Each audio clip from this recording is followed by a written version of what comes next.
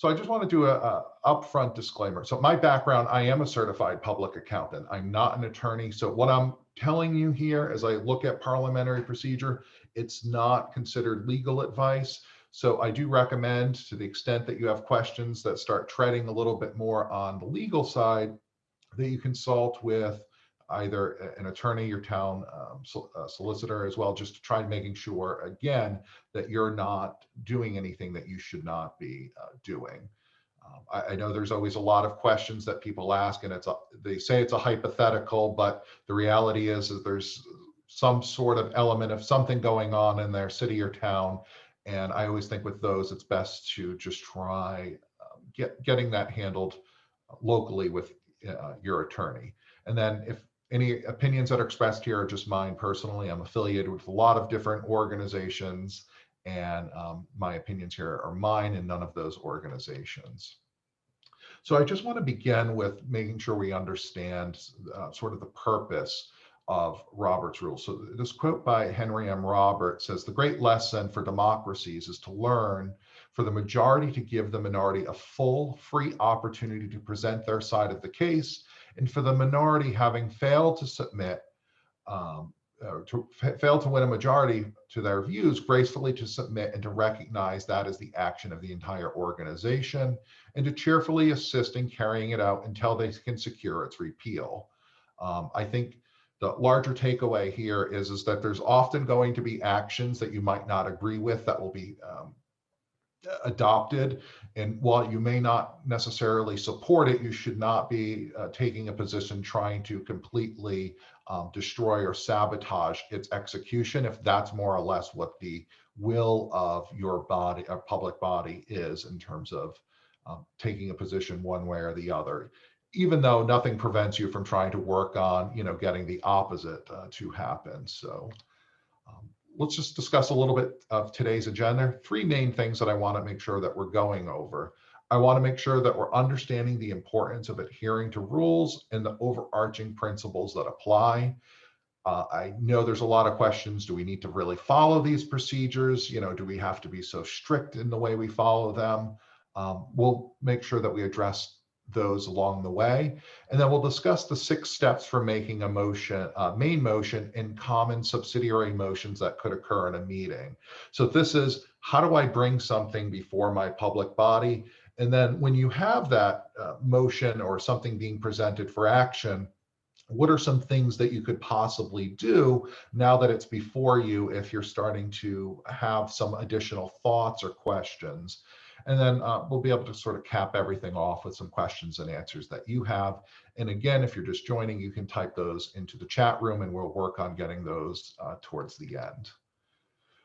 I do want to begin with, there is very important information that relates to the Open Meetings Act. And this presentation is really not delving into the Open Meetings Act. There's a separate presentation that is done by the Attorney General's office. I do know the League of Cities and Towns has offered this in the past, and I know certainly they're very willing to put on a workshop and to educate you on that.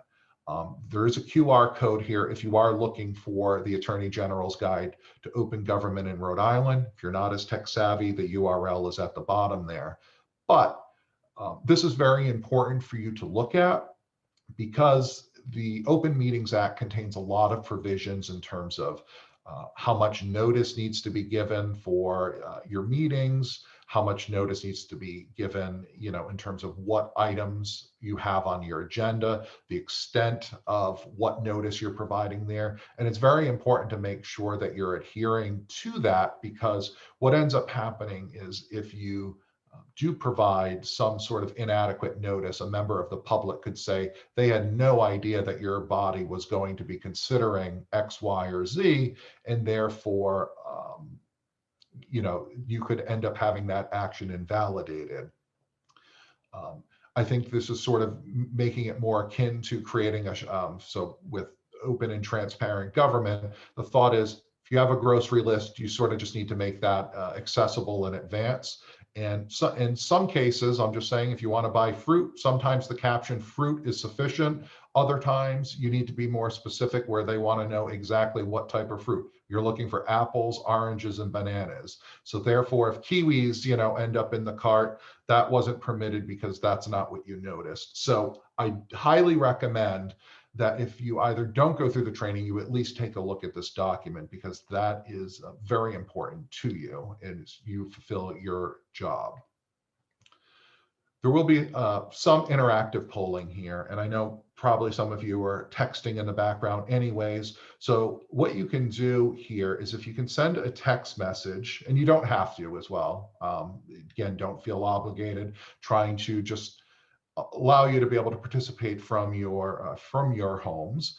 But if you send a message to 22333 with my name, so it's Evan Lemoine 999, all in one message, you'll end up joining our polling group. And I'm going to have a few polls that I want to ask, just to kind of gauge some feedback from you. That way you also know that there are other people that are present at this workshop. And that way I can learn a little bit more about you and make sure that we're addressing what needs to be addressed. So I'm going to, and this information will be on the next slide, or on the polling slides as well, in case you forget. But let's take a look at first here, what city or town are you located? So again, the texting instructions are at the top. So if you want to send that text message right now to Evan Lemoine 999, once you do that and you join, you will be able to sort of do whatever, to join the group and to be able to respond freely. So we see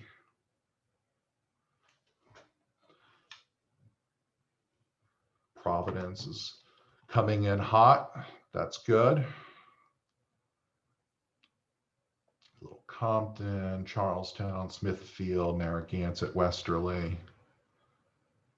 Keep this open just for a little bit in case anyone's looking to participate.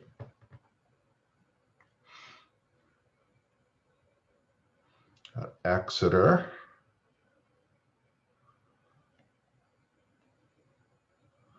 Word clouds work great until you have two names in your city or town. Barville. So it looks like we have a great cross section across the state, which is wonderful to see as well, that we have representation all across the state here this morning. So welcome, whether you're from Scituate or Exeter, Westerly, Little Compton, or as I am, coming in from Providence. So thank you all for being here this morning. So with that, what describes your current role in your city or town? Just trying to get a feel here. Are you on your city or town council? Are you on a school committee or board? Or are you in some sort of other board or commission? Or very likely as well, I know we have some other administrative people that aren't necessarily elected officials that are present here too, and that's great. We certainly welcome everyone, everyone being here. And it looks like we have a lot of people that are serving in administrative capacities and that are advising organizations, which is great. For the school committee members that we do have here, that is where I definitely recommend taking a look at the guide to open meetings as well. There are some pertinent things that are, I don't know why, there's a carve out for certain things with school committees or boards that you just might take a look at, take a peek at. So it's great to see representation there. And then we have a lot of other boards and commissions. So we have a great cross section of municipal leaders. So great, thank you so much for submitting all of that. And congratulations to all of you that, especially if this is the first time that you've held elective office, some of you might have served in your capacity for a number of years and you're looking for training, but either way, congratulations on your election, and hopefully things continue to go well during your term of office here. So I want to move on and discuss sort of the purpose of the rules. And the reason why we adopt Robert's rules, or the reason why Robert's rules exist, is to really there to make sure the will of the majority is able to be carried out. that a minority has the right to be heard, especially if there's a sizable minority of greater than a third of the members present, that individuals have individual rights in terms of making sure that those things can't be violated. And then there's also rules designed there to protect absentees. So a lot of those relate to notice requirements. And there's a reason why, if you're not present or if you don't have sufficient notice, there's questions in terms of being in, absentee that, now you're not able to take action on. And then it's there to protect the organization, so your public body at large. So rules are really designed sort of weighing all of these different areas, and they're designed to ultimately protect everyone that's there. And I know people also, ask is what's sort of the most important concept here? What's the most overarching principle? And there really isn't one that is stronger than the other. You have sometimes sizable minorities in an organization, and by minority I'm referring to minority viewpoints, and they're sometimes able to at least get their opinion across very vocally by being at least a nice sizable minority of the board or commission.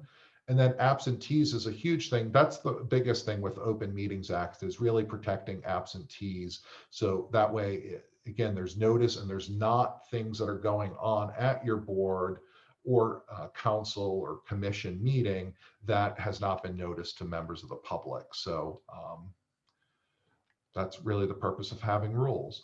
Now, I know people always sort of ask, okay, great, we have these rules. How close, how strict do we have to be with adhering to them? Well, if you're adopting Robert's rules in general, while it's very detailed, it's important to make sure, and I think this advice by Henry M. Robert is important as well, that when enforcing the rules, there's a need to exercise tact and good sense, and a strict enforcement of the rules is unwise. The rules and customs are designed to help and not hinder business. A lot of people feel that Robert's rules hinders the progress and the ability for business to be conducted. And if that's the case, there's probably something that you're doing wrong with it. The purpose of it is really to be able to provide a language that exists in meetings. So that way, okay, there's a degree of formality that needs to be observed. And then it goes from, instead of just stating, well, I think we should be doing this, or why don't we do that? The reason why we say, I move to do this, is because now we at least have language that sounds more authoritative of, I move to do this. And we now know we're looking to take action. It's not wishy-washy in terms of, are we trying to take action on this? Are we just suggesting that we do this? So I do encourage people to try to exercise that carefully. And ultimately, I do think that you want to follow the rules as well as possible, because what happens is, if you have a more serious matter or more controversial matter that comes up and you're not following the rules along the way, to then start really, okay, we should really follow our parliamentary authority, people then find that a little bit more of an abuse of the chair, that, okay, well, you had no problem with people sort of speaking out of turn or speaking multiple times, and now that we have this controversial thing, now you're telling me I can only speak twice on the question. So you want to be careful at how you're applying the rules as well, especially if you are serving in the role of being a presiding officer. So there is a hierarchy of rules that's important to include and to make sure you're following. And one thing that I will also sort of add that's not here as well are executive orders and judicial precedent as well, sort of apply at each level as well, to the extent that, as we have federal laws, those are set, of course, by Congress, but, any national executive orders would still have the force of law, as do federal judicial precedents. As we look at our state laws, of course, those are done by the General Assembly. And, similarly, the executive orders of the governor do have the weight of law, as would the judicial decisions of our state courts. And then as we look at your local charter and ordinances, the city council or town councils are the ones that have responsibility over that. And I know we have some elected officials on city or town councils. So you're directly responsible for some of those laws that exist. As we look further down, bylaws, those typically relate to all the other organizations that you work with that are not governmental related. So, any other social organization or professional organization, that really applies there. As we look at special rules of order, standing rules and policies and practices, what is this? Special rules of order, we're talking about meeting rules. Specifically, people always have the questions related to how do we, get members of the public to speak only a certain length of time. There's a lot of customization of rules that you should be adopting as a board, and you have the ability to adopt as your own public body. And your special rules should more or less define what that is, that members of the public, say, have 1 minute to speak.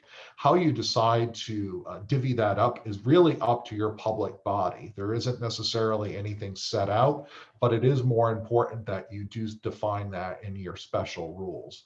Same thing with debate. If you're limiting debate for members of your public body, that should be spelled out in special rules. As we look at Robert's Rules of Order, this book here, that is below your special rules. And then any standing rules, these are just administrative rules that you can make as your own organization. So these could be policies or procedures that you actually do have the ability to create as a matter of your own statutes. And then policies and practices are just the ways that you ordinarily conduct business. So keep in mind this hierarchy. You naturally, as if you're a planning board as an example, you can't do anything that's counter or exceeds your scope that the town or city charter provides to you. So you need to make sure you're not violating that. And naturally, you can't do anything that violates state law, and you can't do anything that violates federal law. So it's just important to make sure you understand that hierarchy that does apply there.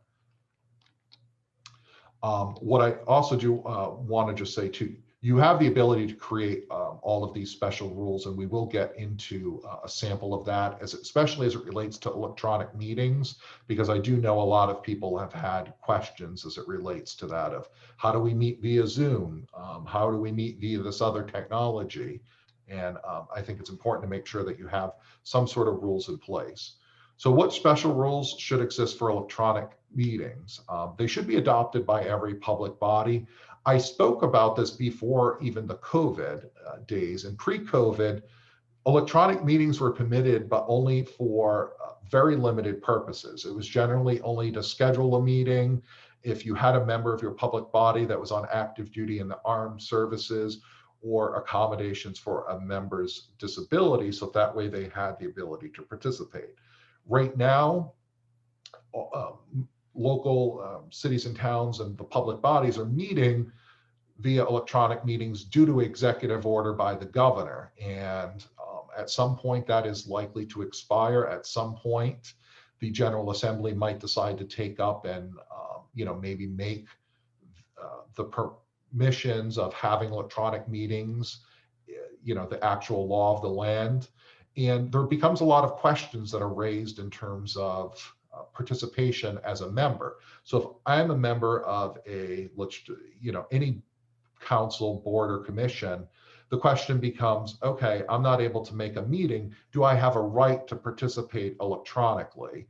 Or should, if we're able to resume in-person meetings soon, and we're otherwise meeting in person, and even though we're having access via telephone or the internet for the public, do I, as a member, if we're permitting electronic meetings, am I going to be allowed or permitted to require the organization to allow me to participate remotely because maybe I don't want to be in that meeting room or such? So there's a lot of unanswered questions with any enabling statute. But at the same time, too, that's going to also have to be defined by the public bodies themselves in terms of whether members have that right to participate or not.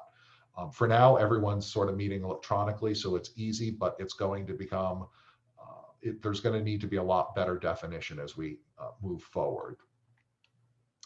I do want to encourage you as well, if you have not taken a look at your city or town's ordinances, take a look at it as well. And so as an example, I have the town of Smithfield here. If you're on the planning board, you might want to read, what does your city or town code say as it relates to your planning board? If you don't know where to find this as well, I'd encourage you to reach out to any administrative person related to your board or commission and just ask them what this is. So that way you know exactly here. In this case, in Smithfield, they have a planning board, consists of 9 members who are residents of the town, and they're appointed by the town council, okay? And there, you can see here the length of time that they serve, how there's vacancies, how people are removed. There's a lot of other additional things that are defined in the law, but you should know exactly what your boundaries are as a member of any board or commission, council, etc. And to the extent that you're a member of a town council or city council, you might even want to look at state law as in terms of what's permitted for city and town councils in terms of your power. So with that, I want to move now from understanding sort of all of that framework of the rules that relate to your public body, and let's now sort of move forward in terms of being in a meeting here, and how do we make motions, and how do we make sure that this is, as clear as possible for members. When it comes to making a motion, there's 6 steps that need to be followed.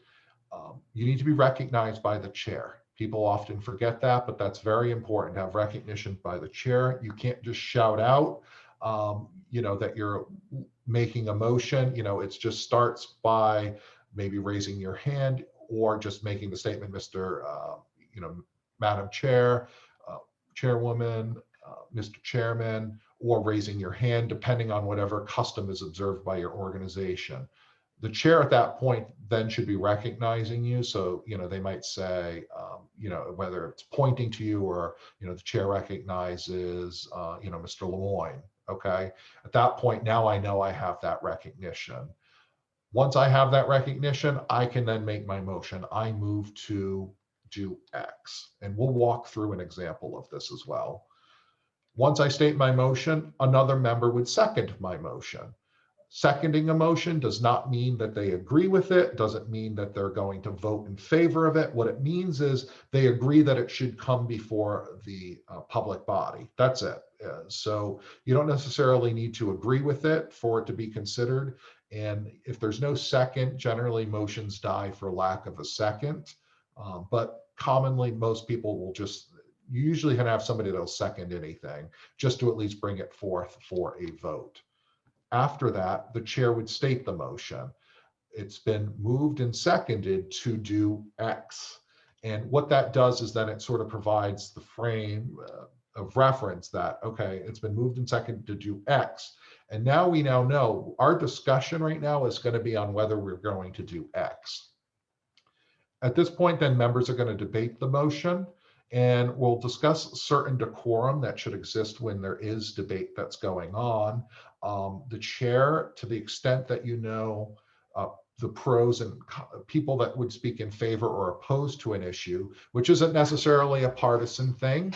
Often, within even the same party, there's people that have different perspectives. So if the chair is aware of those, which the chair shouldn't be too totally aware, but they might know the politics of certain members, that one member is going to vote, would probably vote a certain way.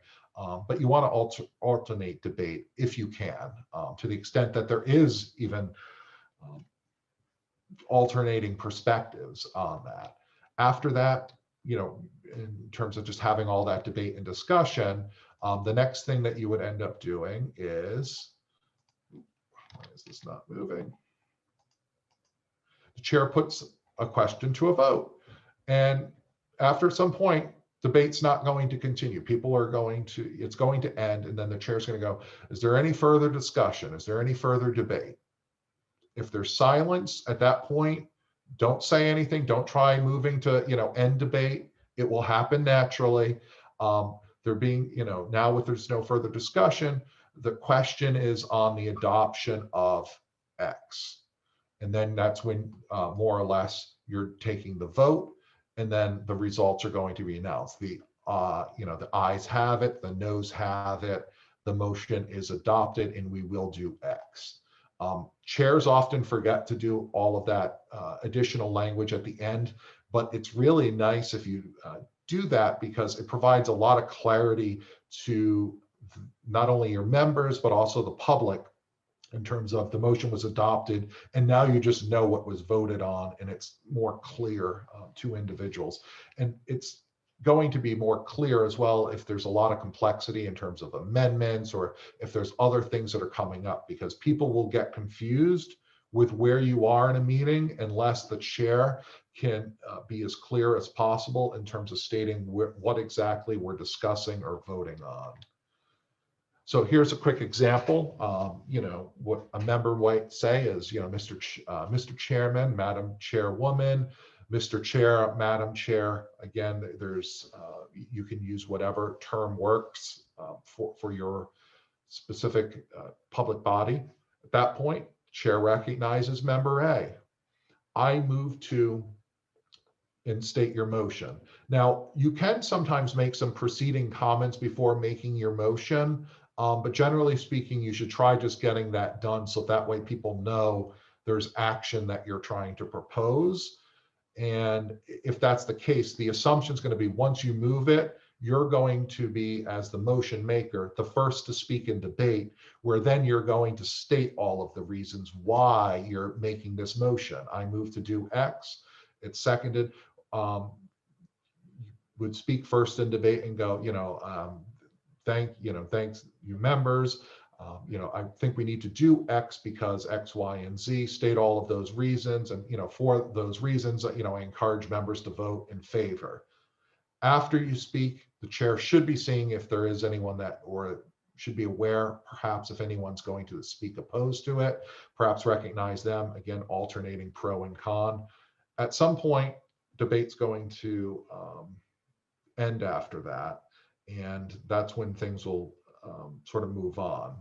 So moving back a little bit, it's been moved and seconded to restating your motion. The chair will restate the motion. If we have anyone that's recording minutes, the way the chair restates the motion is how that should be entered into the record.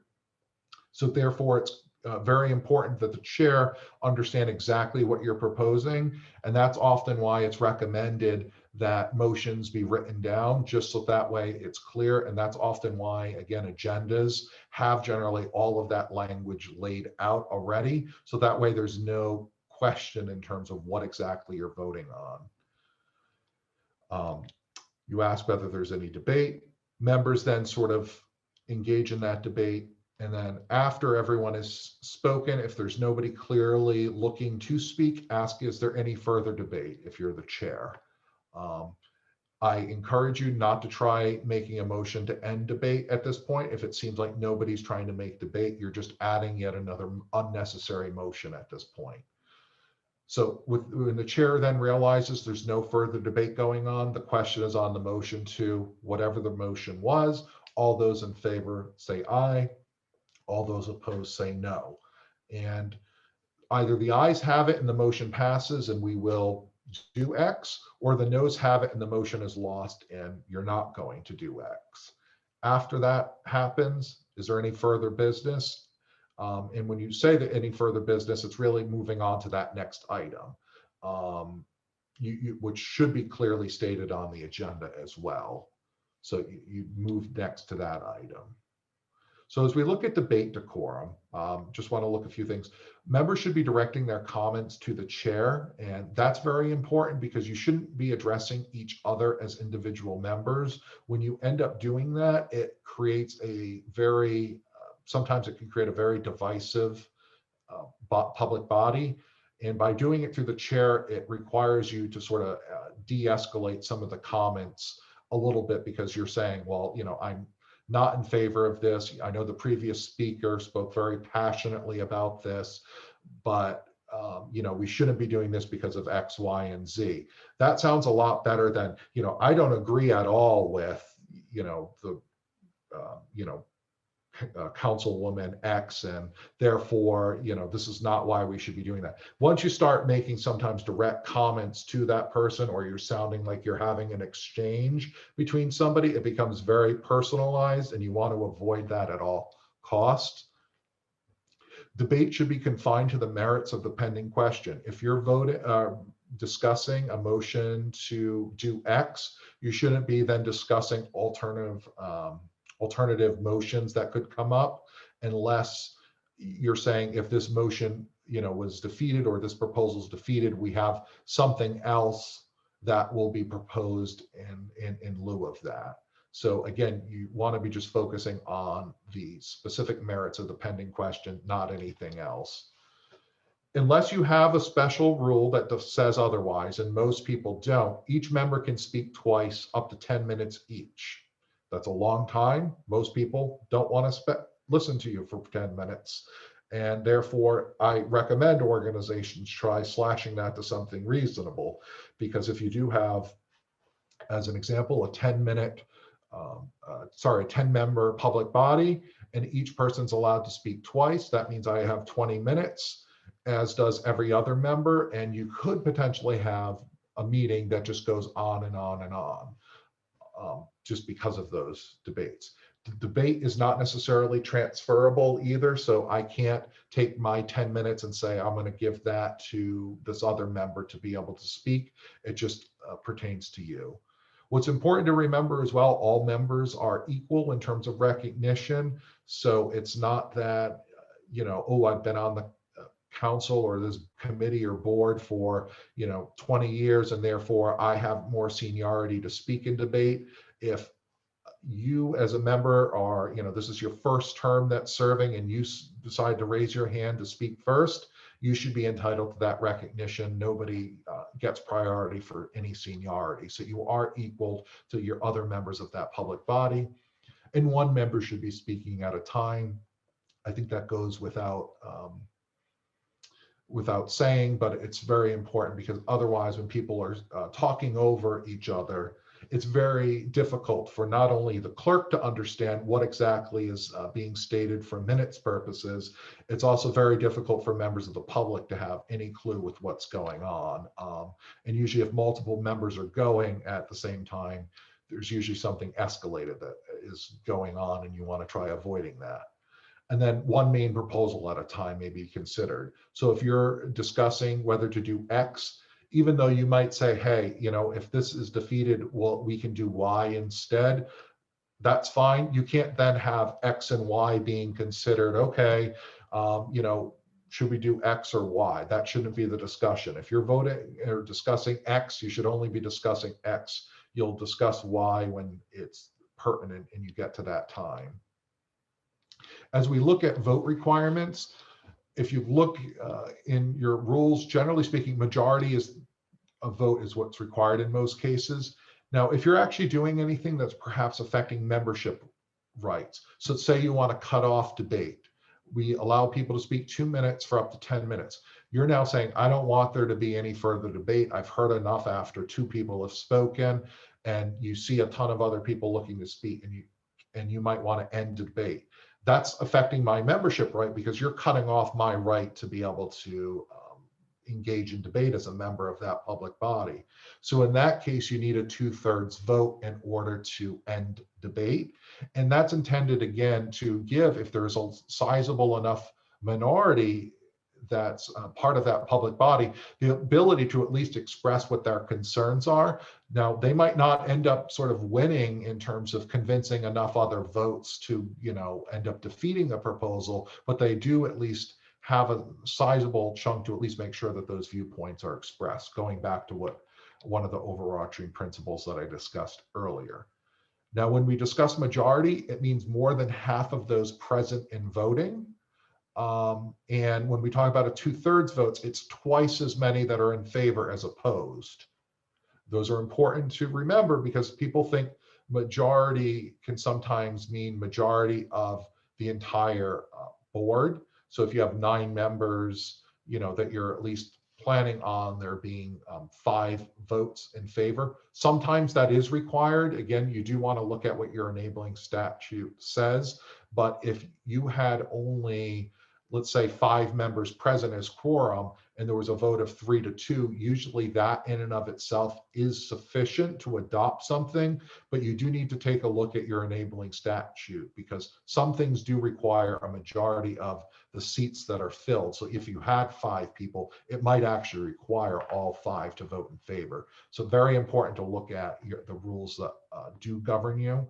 And then when we look at a 2/3 vote, again, if there's 2 that vote in in favor of something, 1 opposed, you have the 2/3 vote. It doesn't have to be more than 2/3. Majority is more than half of those present and voting, but 2/3 is exactly 2/3. It doesn't have to be more than that. Now, as we look at public bodies, roll call votes are more common.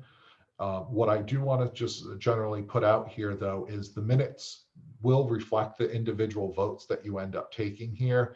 And generally speaking, as a public body as well, all of your votes are supposed to be public anyways. So as a result, roll call votes are very common, especially as we look at using meeting technology like Zoom, because to just say "I" when your microphone might be muted as an example or something else, it's confusing. So roll call votes, especially in a situation such as Zoom, are more prevalent. And in general, if there's a roll call vote, the one rule that's often forgotten about, but the chair should be called last, and all the other members should be going first. Generally speaking, it goes in alphabetical order. What I've seen some organizations or councils do is then they do, they might do it alphabetically, but then the next vote they might, say you have A, B, C, D, E, and then the chair, they might do B, C, D, E, A, and then the chair, and try rotating through, so that way there's no clear favoritism, or it doesn't seem like one particular member is persuading other members. Again, that's something that you have to determine how you want to apply to your body when you're doing roll call votes. So looking to have something to consider here as a motion for consideration. So you don't have to say "I move to," but give me something fun that you would like to potentially consider. You're in a legislative perhaps capacity. So what's something that we could consider if we were a hypothetical meeting? And we don't have to necessarily have a ton of suggestions here, but I've had, whether we're considering Dell's the official beverage of the of the city or town that you're in. Poland Springs is the official water of our board or city or town. Sure, move to another location. Oh, yeah, okay. So somebody wants to go back and add Warwick to the word cloud graphic early. Okay. Oh, I love this. Move to declare every Friday a holiday for the summer. Okay.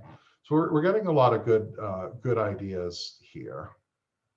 Staff report, dance parties. So as I'm looking at these coming in, there's a few things that I'm starting to see that comes out. As we look at dance parties, and this is where we'll go in terms of understanding some considerations. Move to adopt chocolate milk as the official drink of Rhode Island. Perfect. We're going to go with that. Free ice cream on the steps of City Hall every Friday at noon. I like that. There's a lot of variables there.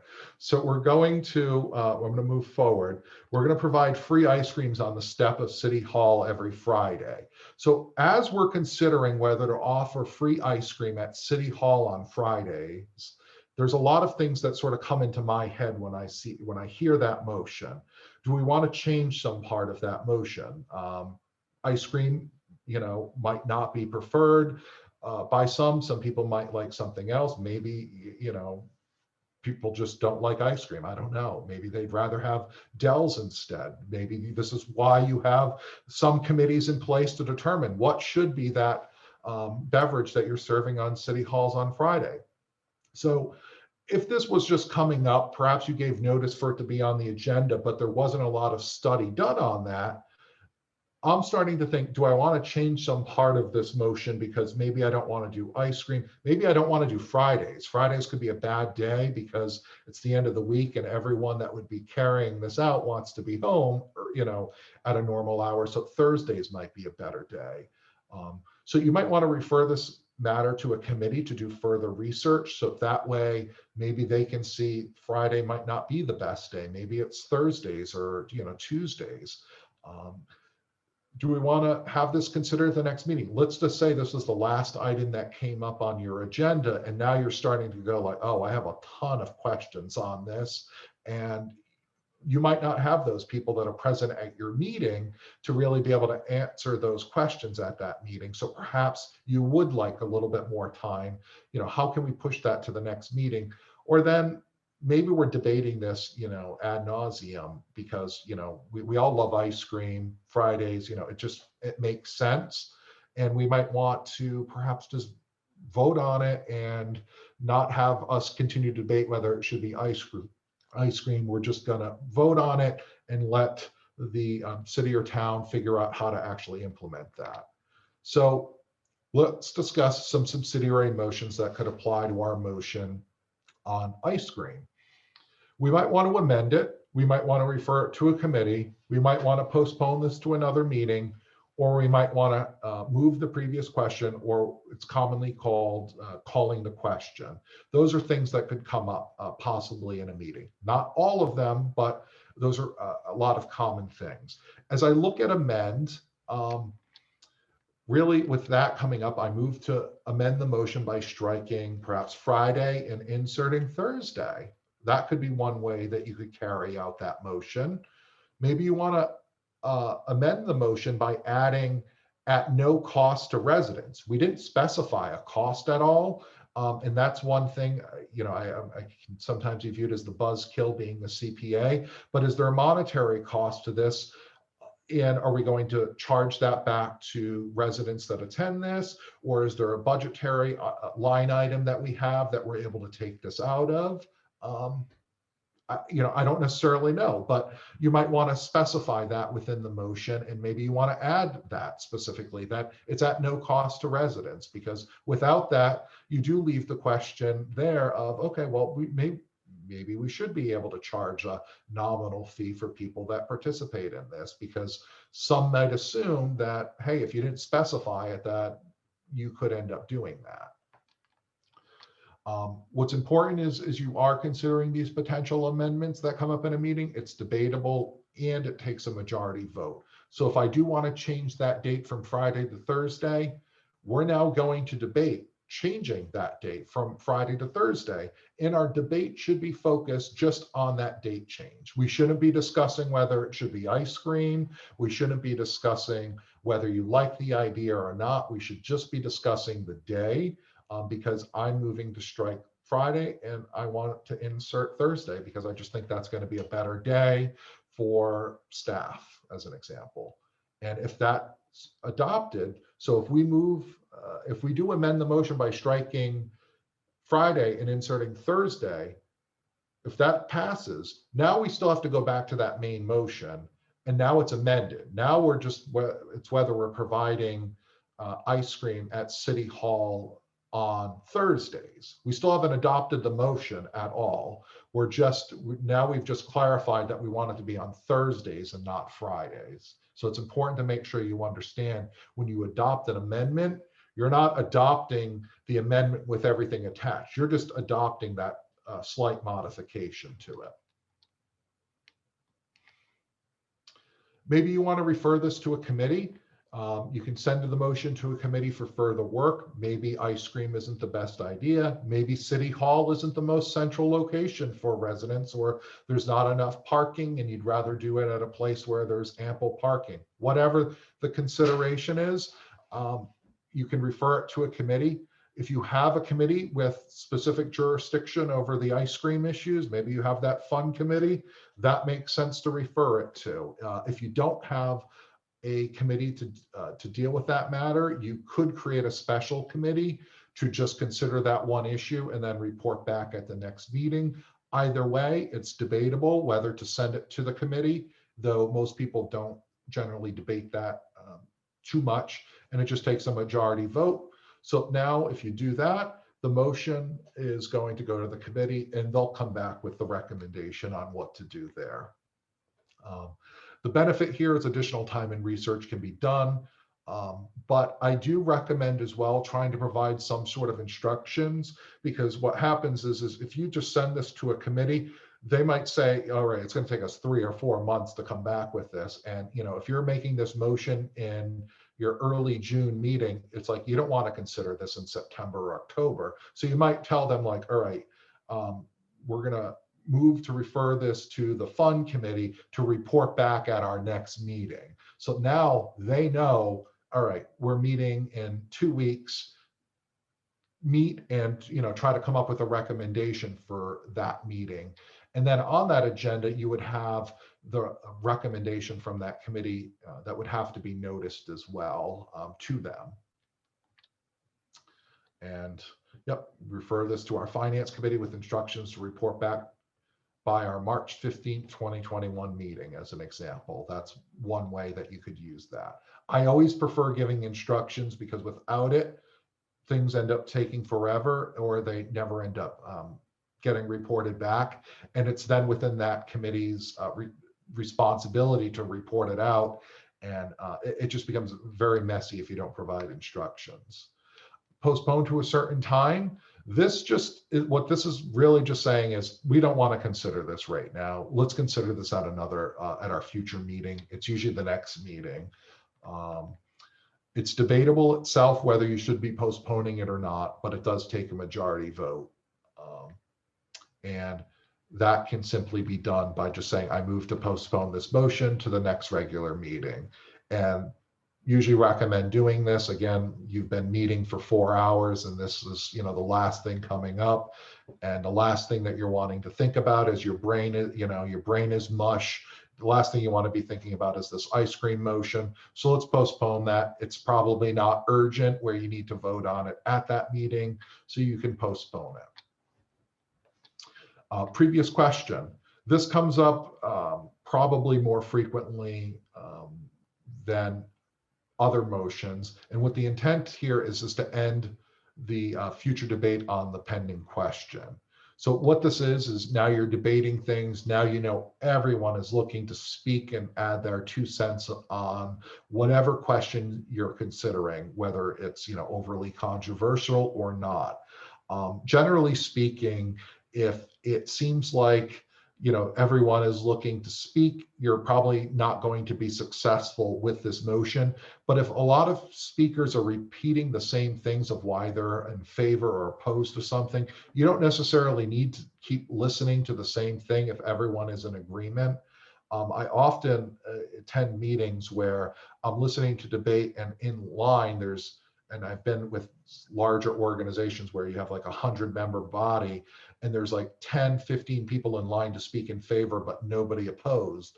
And I always just ask the question, I'm like, do we really need to keep continuing to hear debate? Because at that point, in my mind, I know as a member that the support is overwhelming, and adding additional debate isn't helping. You're just extending discussion and extending the length of your meeting. So if you see that, it's usually helpful just to move the previous question. So that way members aren't able to continue debating it. But what's important here is you do need to be recognized by the chair, which means you need to have been one of those individuals in the debate queue, or you know, slip a note to somebody that was higher up in that debate queue and just say, can you just end this debate so that way we're not here till midnight discussing our ice cream motion. And it's not debatable. And because you are taking away members' rights, it does require a 2/3 vote. You can state this very simply as, I move the previous question on all pending questions. Very simple. Once you move that, there's a second, and there's no further. If this is adopted, there's all of those people that were looking to speak, it gets cut off. And now, okay, this is adopted. The question now is on adopting the motion to have an ice cream social on Thursdays, now that we just approved that amendment, at City Hall. So then you're voting on that, and that's when After that motion is adopted or fails, then you go on to the next motion. Debate would then resume on whatever else would exist after that. I want to leave you with a few resources because I think that it's very helpful as you start moving into your role. Or even if you're very experienced in your role and you're just looking to improve yourself. So Robert's Rules of Order just came out with a new revised book in 2020. I have the, see, it's already fading out here. So I have this here, Robert's Rules of Order. So this is the 12th edition. Good thing is if you buy a copy of this, it should last you the next decade. You can get it on through these links here. I have the QR code if you have your phone that you want to scan the image, or quick, you can type in this URL in your browser. It'll bring you right to Amazon to go buy it. There's no commission I'm getting on any of this, but I do recommend having this at least on hand. Now, this book that I'm looking at now, Robert's Rules, is now 714 pages. Lot to read. It reads like the dictionary. I understand that. If you're looking for something that's a lot easier to read and you can get through in about an hour and a half, I recommend that bottom book there, Robert's Rules of Order, Newly Revised and Brief, the 3rd edition. It's by the authors, and it's it's a lot easier to read and get through the manual. I see somebody in the window, they have the 2nd edition of that of the manual. Not a lot has changed between the 2nd and 3rd edition. I will just state that. So if you have the 2nd edition on hand, you don't necessarily need to go run out and go buy the 3rd edition, because not a lot has changed with parliamentary procedure. So it's not like, okay, now we state everything very differently now. It's a lot of the same things. There are just a few things that are enhanced in that book. The new thing that does exist with the 12th edition and even the 3rd edition is there is a Kindle version of the book, and they've changed the way the sections and the page numbers work now. So myself, I not only have this book in a spiral bound version, I also have a Kindle version as well, which is great if you're looking to try doing some like quick reference and just looking something up. The first resource that we have up here is a resource from the National Association of Parliamentarians, which is what credentials me as a professional registered parliamentarian. It's a great resource, Parliamentary Procedure in Local Government. The problem is it's still based on the 11th edition. It hasn't been updated yet because NAP is driven by volunteers, and they have not gotten around yet to providing a 3rd edition. That said, there hasn't been a lot of substantive changes, and it's a great resource to have if you're looking to learn more, especially as it relates to public bodies, because you have a lot of experts that work with city and town meetings, a lot of city clerks that have been professional parliamentarians that have worked specifically on that book. So I definitely recommend that. With that, I would move on to questions as we get to the top of the hour here.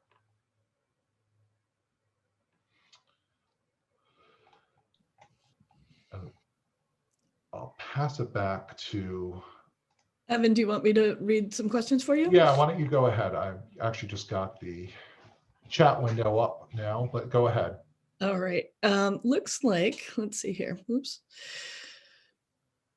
So the person who makes the motion should be allowed to discuss first. That was one question for you.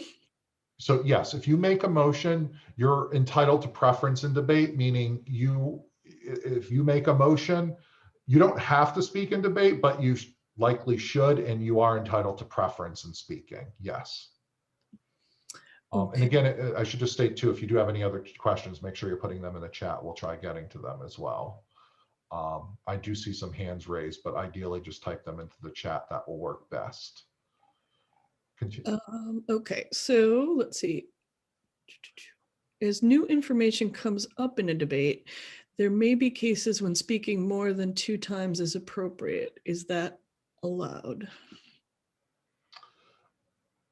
In terms of speaking more than twice. So in general, if you're going to allow people to speak more than twice, you need to permit that.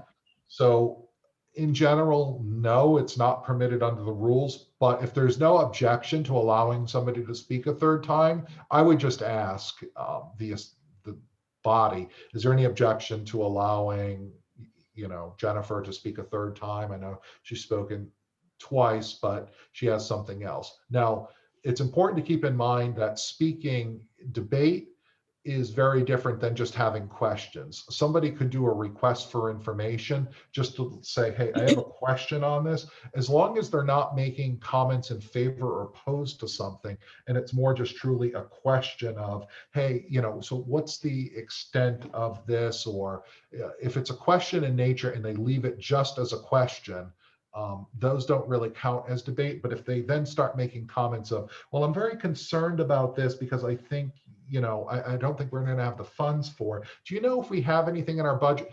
If they're asking a question and they're adding commentary, then you're sort of going into debate territory. And then I would count that against them as speaking once in debate. Okay.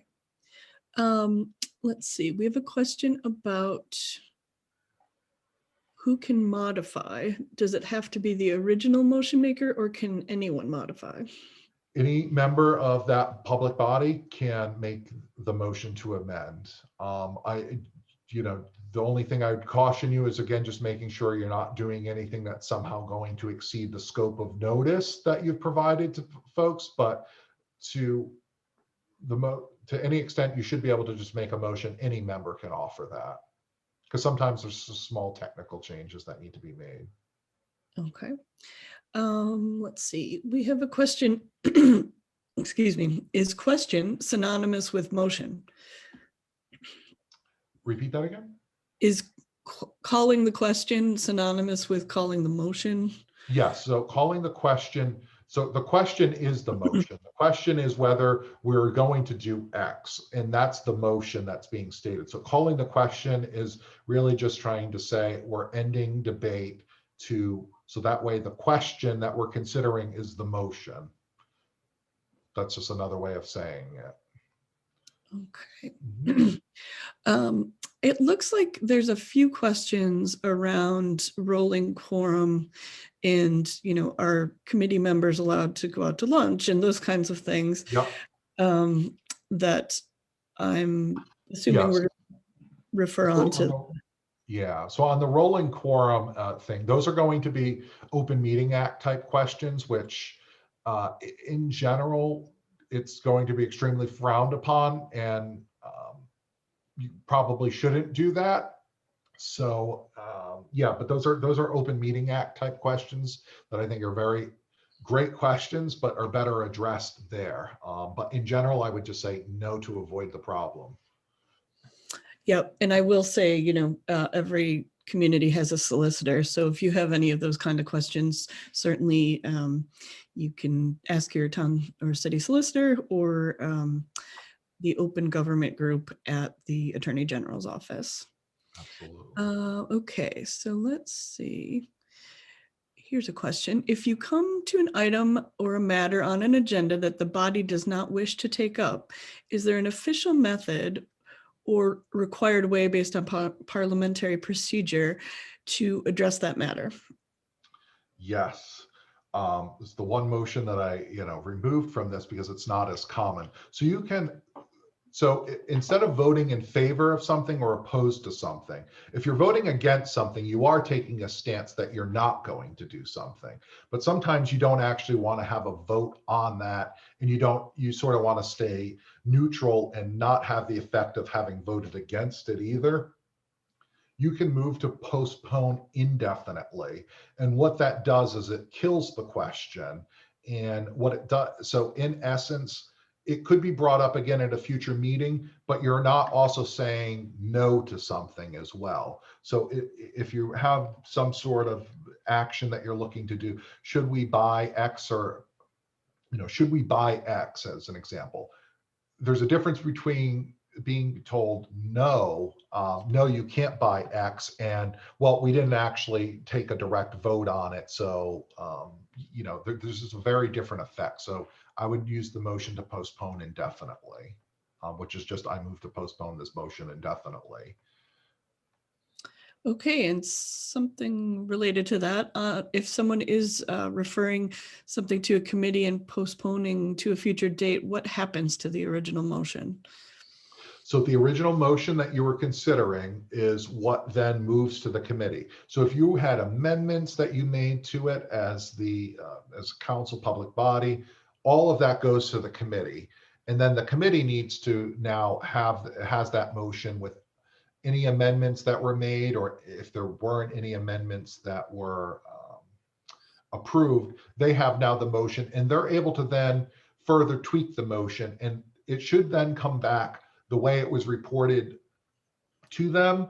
And if they have recommendations to further modify or amend it, the committee should be making those recommendations. So as it relates to our ice cream question, we might have adopted the motion to change the date from Friday to Thursday. And now that we have it in our fund committee has this motion for the ice cream social at City Hall on Thursdays now to discuss. And they might decide to come back with a recommendation that we do it not at City Hall, but another location, and actually that we do it on Tuesdays. And that's fine. But both questions should be going back before the public body. What was sent to them, which was the original motion as amended, and then the recommendation, which is that we change the location and the date. And then that's what's decided by that public body. Okay. Can the president or chair make a motion? So nothing, if you're the elected chair of a public body, nothing prevents you from carrying out the rights that you were entitled to. You're a member of the public body, no different than anyone else. You should be careful in terms of how much you use that privilege. But I mean, you're absolutely expected to vote because you are still a member of the public body, and there is an expectation that you are voting. You can debate. Depending on what's going on, you might want to either leave the chair, or if it's just mostly commentary and you feel that that it's unnecessary, you can stay in the chair and debate the motion. Most of the public bodies are smaller in size, where you don't necessarily need to leave the chair. But I would just use discretion as a chair in terms of trying to be like the first to debate it. I would try to make sure that you're not always the first to debate something, and that you are actively making sure others are sort of in that queue, and you add yourself perhaps either last or further down the queue, and that you're not going, all right, I state the this is the motion, the first person goes, and then you're going, oh, I'm going to go next as chair. I would try to avoid doing that, because you will be viewed as sort of abusing the chair. Okay. Do ex officio members vote? It's a great question. So it's going to depend on how it's defined in your statute in terms of what appoints you. Ex officio only means by the virtue of the office you're in. So it does not mean you don't have a vote. It doesn't mean you can't debate. So if you're an ex officio member, it's because you serve in X capacity, and that's why you're a member of that committee. You're still entitled to notice of the meeting. You're able to speak and debate. You're able to vote on things as if you're any other member of that public body. If the language in your document state that you're a non-voting ex officio member, you have all the other rights. You can debate, and make motions, but you just can't vote. So I think it's important to make sure you look at what the language says there. But just because you're an ex officio member doesn't mean that you're any less of a member, unless the rules provide that you are, or that you don't have one of those fundamental rights. Okay, is there a standard procedure for getting an item added to an agenda for a future meeting, for making a motion and opening for debate, referring to a committee, etc.? Is there a standard form? Standard procedure for getting an item added to an agenda. So for the standard procedure for adding an item to an agenda, you're probably going to want to communicate that to any of the administrative individuals in your on your specific board, commission, council, etc., and to just tell them that you're looking to add X to the agenda. That's usually the process that's there. You want to be careful with things that you try sending out via email, especially in mass to your entire public body, because if there's back and forth communication, now you have an email chain that all of you are on, that people are sort of engaging in discussion, you start violating one of those Open Meeting Act areas. But you should just notify somebody that you're looking to add a certain item to an agenda, and that's usually your clerk or the secretary. But you can send that to the president as well, or president or chair as well. It's just be careful of sending that to the entire board or council or public body. Okay, let's see here. Looks like back to the ex officio question. Do ex officio members count towards a quorum? And do they typically have a term limit? So ex officio members may count towards quorum. It generally depends on a few things. If the president is, the chair is a member ex officio, usually they don't count towards quorum. So that way, if you have 3 members plus the chair, you still have to have 2 members present. The fact that the chair is who's ex officio is present, even though they might not be chair of that particular committee, they wouldn't count towards quorum in that case. But if it's, as an example, you have a board or council or commission and there's 15 members and 10 of them serve by virtue of just the office that they hold, very often all of those would count towards quorum. So it's going to depend on the extent of how they're appointed and their capacity.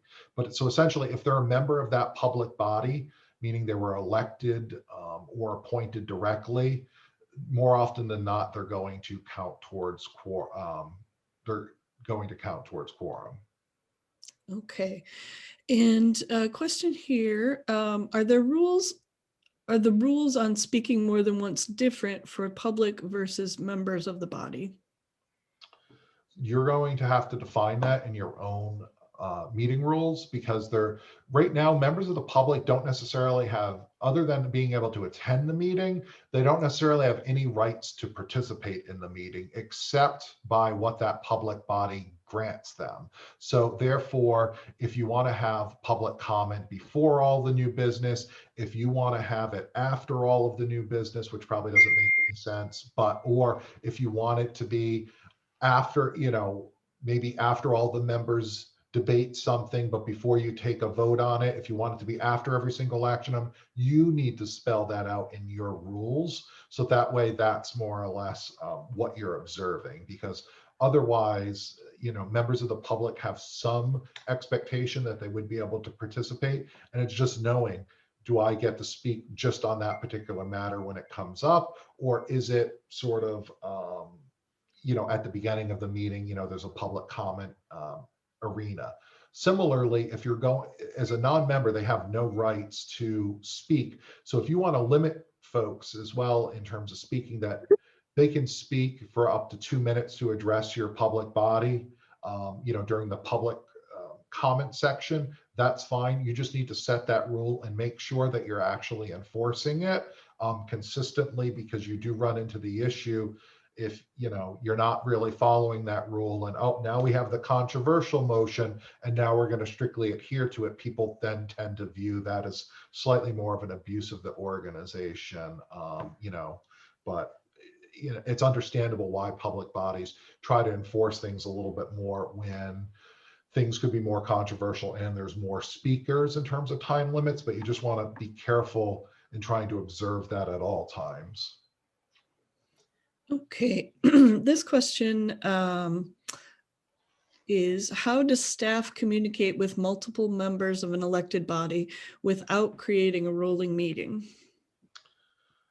That becomes more of a open meeting act type question. I will say you have to, you can have the conversations with multiple members. You just have to be careful to what extent you're discussing certain matters. I would refer you more to the Attorney General's office on that specific matter, because things get very dicey. And it's not that, you have 5 members of, say, this particular public body, and it's not that you can't all have a meeting with, say, the town administrator or, whatever director individually. It just becomes the appearance, if you're all discussing some specific project or thing that's coming up for a vote, at some point there is an appearance that, oh, well, we all sort of knew how we were going to vote, or how the outcome of this was going to be based on that discussion you had with, say, me.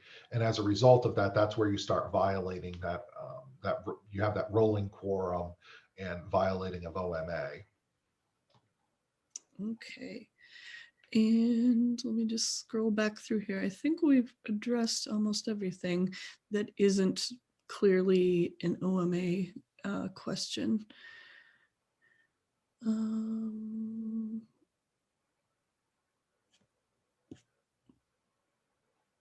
Let's see, going back to a previous question regarding whether or not the chair can make a motion.